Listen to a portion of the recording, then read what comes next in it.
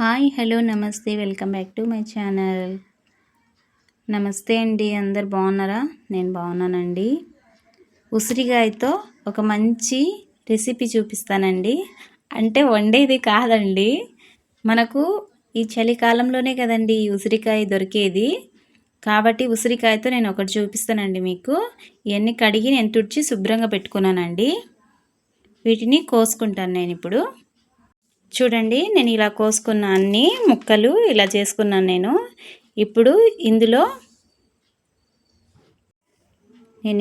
Salt వేసాను, lemon పిండానండి, ఒక lemon పిండాను నేను.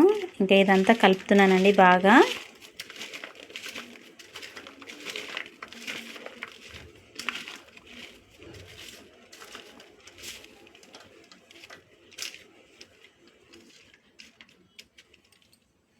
ఇంకా ఎండబోసుకుంటానండి.